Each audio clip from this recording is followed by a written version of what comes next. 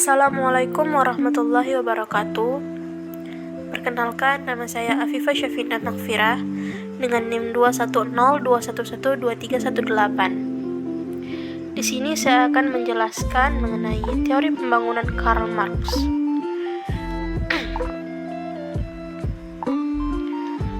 Sebelum kita memasuki teori Karl Marx, teori pembangunan Karl Marx, alangkah lebih baiknya kita mengetahui terlebih dahulu siapa sebenarnya seorang Karl Marx.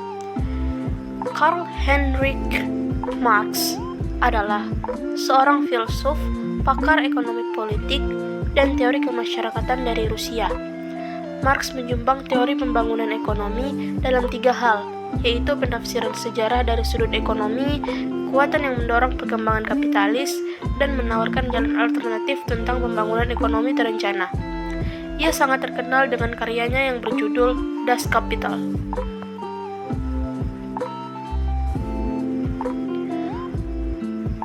Karl Marx dengan teori pembangunan kapitalisme. Menurut Marx, suatu pendekatan pembangunan yang bersifat ahistoris sebaiknya diganti dengan pendekatan dialektika historikal. Menurutnya, analisis ekonomi klasik memandang proses pembangunan ibaratnya sebuah fotografi, hanya menggambarkan realitas pada waktu tertentu.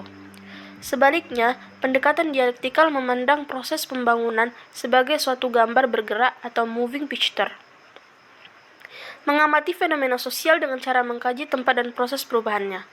Sejarah bergerak dari satu tahap ke tahap yang lain, dari feodalisme ke kapitalisme ke sosialisme.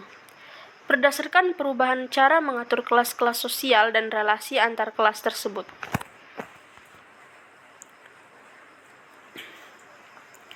Marx mengagumi kekuatan yang dimiliki oleh kapitalisme, suatu sistem yang telah berhasil menciptakan kesejahteraan dalam ratusan tahun.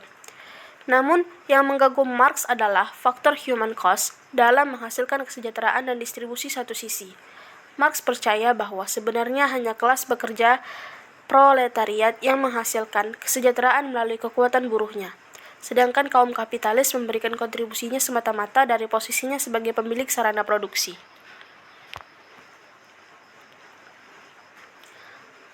Marx berpendapat bahwa ketidakmerataan distribusi kepemilikan sarana produksi adalah hasil dari suatu proses historis di mana petani kehilangan akses lahan dan dipaksa untuk masuk ke kota dan menjadi pekerja.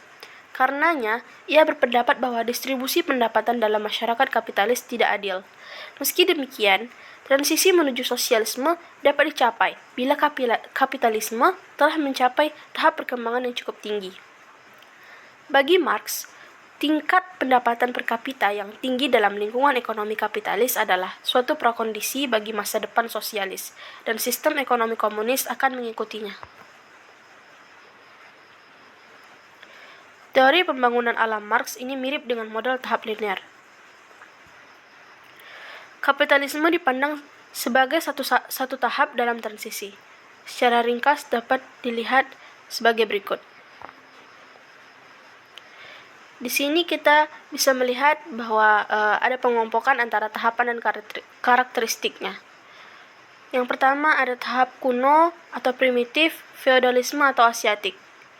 Karakteristiknya, masyarakat kuno kepemilikan lahan secara komunal, feodalisme ditemukan dalam masyarakat barat berdasarkan pada produksi pertanian yang dikelola dalam lahan yang luas. Kepemilikan lahan dan beberapa orang asiatik ditemukan masyarakat timur, misalnya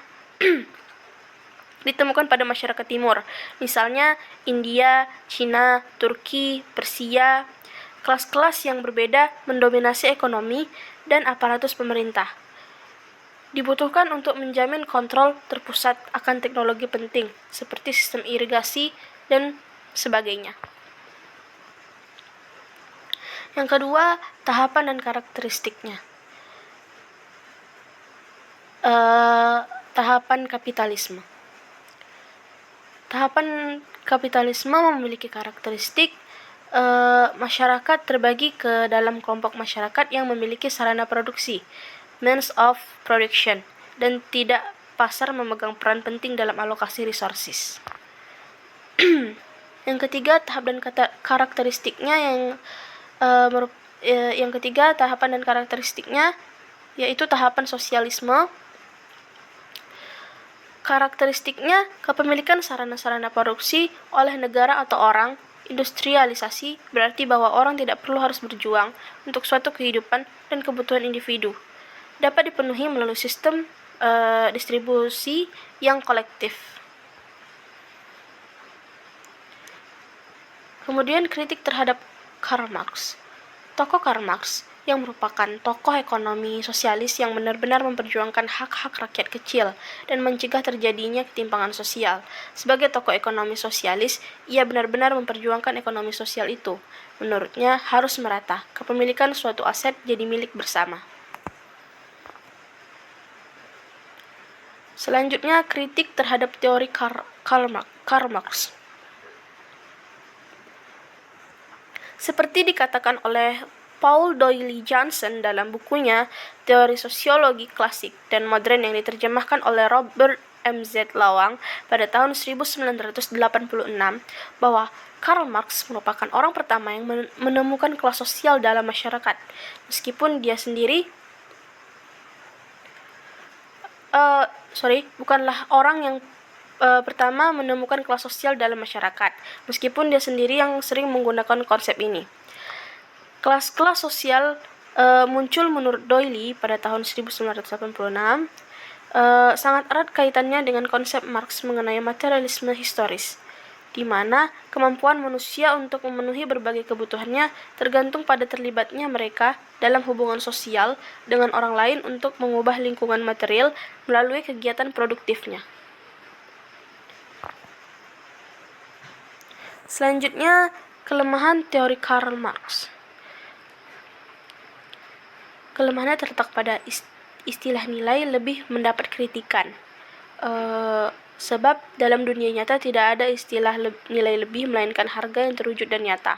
Selain itu, kritikan lain yaitu mengenai keharusan perubahan dari masyarakat kapitalis menuju masyarakat sosialis dengan jalan revolusi yang mengakibatkan kelanggengan kehidupan ekonomi kapitalis.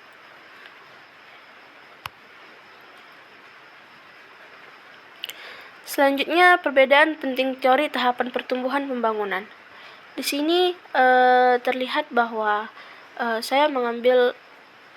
terlihat bahwa perbandingannya antara teori Adam Smith yang berfokus pada peningkatan individu melalui kesederhanaan dan perilaku yang baik, menabung dan berinvestasi, perdagangan dan divisi kerja, pendidikan dan pembentukan kapital, serta pembuatan teknologi baru. Beliau lebih tertarik untuk meningkatkan kemakmuran ketimbang membagi-bagi kemakmuran. Sedangkan fokus teori David Ricardo, fokusnya adalah pada keunggulan komparatif. Menurut teori ini, suatu negara akan memperoleh manfaat dari perdagangan internasional apabila melakukan spesialisasi pada produk yang diproduksi lebih efisien.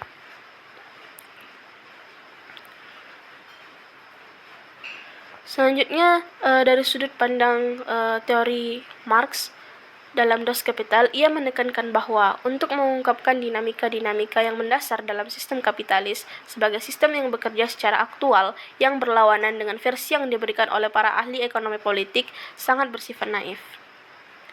Kemudian teori Rostow yang fokusnya adalah mengenai perubahan dari tahap tradisional ke arah industrial sebagai syarat pembangunan dan kemajuan. Pembangunan ekonomi atau proses transformasi masyarakat dari tahap tradisional menjadi masyarakat modern merupakan suatu proses yang multidimensional. Pembangunan ekonomi bukan berarti perubahan struktur ekonomi suatu negara yang ditunjukkan oleh menurunnya peranan sektor pertanian dan meningkatnya peran sektor industri saja. Berikut adalah daftar pustaka yang saya ambil. Kemudian berikut juga sumber linknya.